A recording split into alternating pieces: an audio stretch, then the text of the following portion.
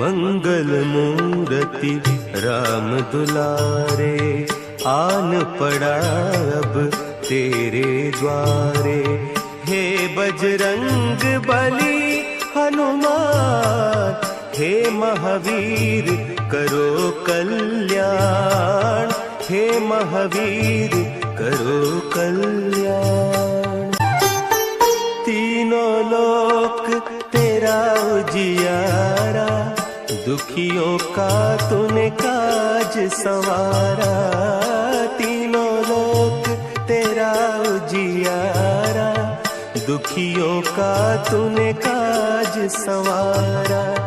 हे जगवंदन केसरी नंदन, हे जगवंदन केसरी नंदन।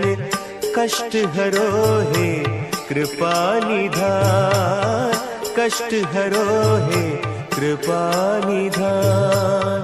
मंगल मूर्ति राम दुलारे, आन पड़ा अब तेरे द्वारे।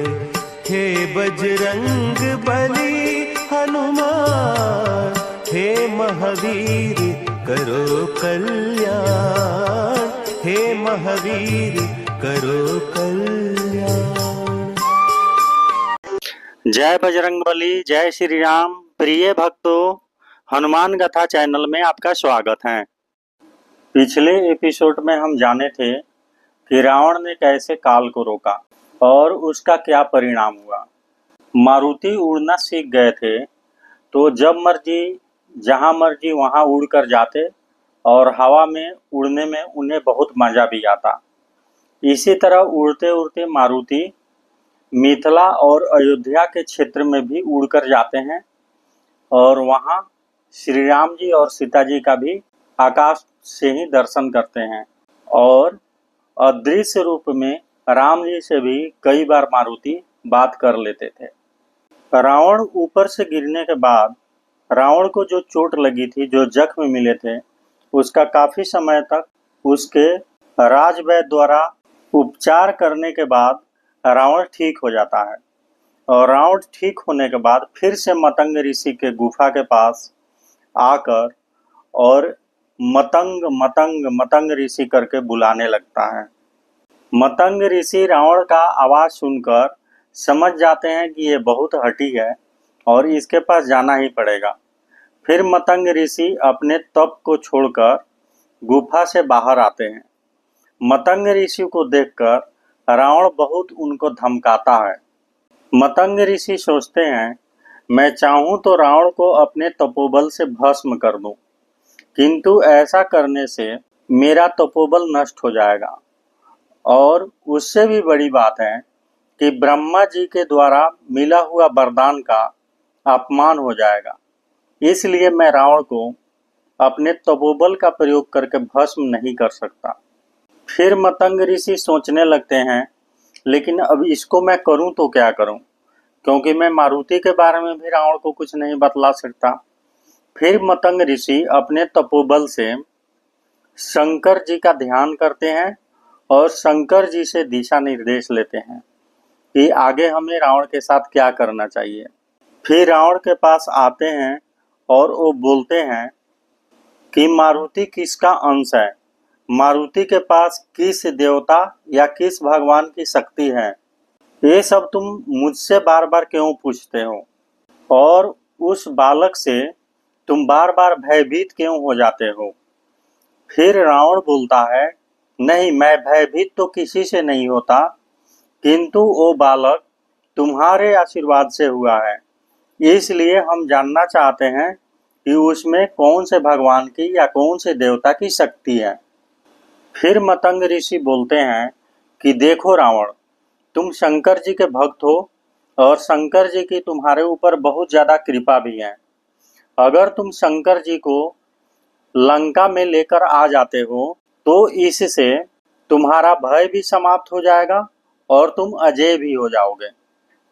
मतंग ऋषि की ये बात सुनकर रावण को याद आता है कि एक बार उसकी माँ केकसी भी शंकर जी को लंका लाने के लिए बोली थी।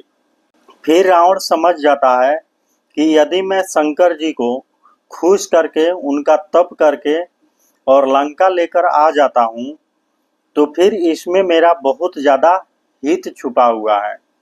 फिर रावण वहाँ से चला जाता है और जाकर एक गुफा में बैठ जाता है और शंकर जी का तप शुरू कर देता है।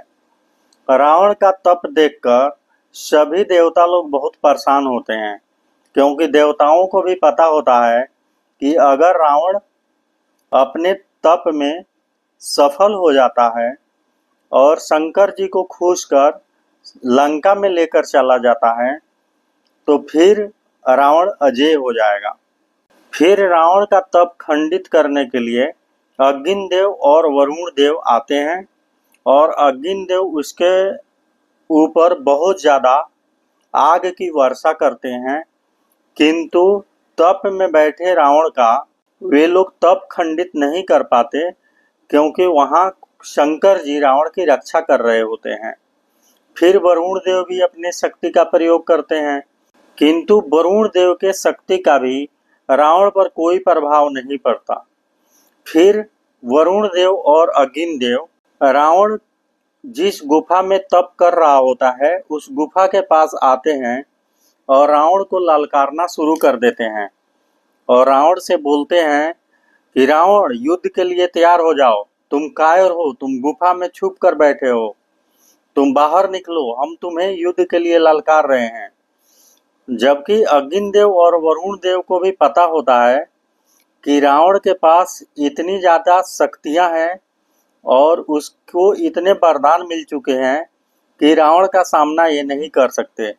फिर भी ये लोग रावण का तप खंडित करने के लिए रावण को ललकारते हैं। फिर रावण अपना तप छोड़ देता है और इन दोनों को मारने के लिए दौड़ता है। जब ये लोग देखते हैं कि रावण का तप खंडित हो चुका है, तो ये लोग भागना शुरू कर देते हैं। ये लोग तेजी से भागते हैं, किंतु रावण इन लोगों का पीछा करने लगता है। फिर रावण अपने पुष्पक विमान को भी प्रकट कर लेता है और पुष्पक विमान से अग्निदेव और वरुण देव का पीछा करने लगता है। अग्निदेव वरुण देव जहां भी जाते उनके पीछे रावण ही दिखाई देता। अग्निदेव और वरुण देव को अब लगता है कि अब रावण से हम नहीं बच पाएंगे, अब हमें रावण से कोई नहीं बचा पाएगा और आज हम रावण को मिल गए तो रावण हमें मारेगा। ये सोचकर और व्याकुल होकर वरुण देव और अग्निदेव भाग रहे होते हैं, तभी नारद जी रास्ते में मिलते हैं और नारद जी इनके व्याकुलता का कारण पूछते हैं। फिर ये लोग बतलाते हैं कि रावण हमारा पीछा कर रहा है और हम कहीं भी जाएंगे तो रावण हमें नहीं छोड़ेगा। कोई ऐसा मार्ग बतलाइए जिससे कि रावण से हमारा पीछा छूट जाए। नारद जी थोड़ी देर सोचते हैं और बोलते हैं कि सिर्फ एक जगह है जहां अगर तुम लोग जाओगे तो रावण वहां नहीं पहुंच सकता। फिर दोनों देव पूछते हैं वो कौन सा स्थान है। फिर नारद जी बोलते हैं आप लोग सूर्य लोक में पहुंच जाओ, क्योंकि सूर्य लोक में बहुत ज्यादा ताप होता है, बहुत ज्यादा गर्मी होती है और उतनी गर्मी को रावण बर्दाश्त नहीं कर सकता। इस तरह आप लोग रावण से पीछा छुड़ा सकते हैं। नारद जी का बात सुनकर वरुण देव और अग्निदेव सूर्य लोक में प्रवेश करते हैं और सूर्य लोक में जाकर छुप जाते हैं और कुछ समय तक सूर्य लोक में छुपने के बाद फिर से ये दोनों अपना प्राण बचाकर इंद्रलोक में चले जाते हैं। अगले एपिसोड में हम जानेंगे कि मारुति सूर्य को अपने मुंह में ले लिए। इस वीडियो को राम भक्त और हनुमान भक्तों तक पहुंचाने के लिए इस वीडियो को शेयर करें। अगर आपको इस वीडियो से कुछ नया जानने को मिला हो तो इस वीडियो को लाइक करें और आगे की कहानी लगातार जानने के लिए हनुमान गाथा चैनल को सब्सक्राइब करें। नमस्कार।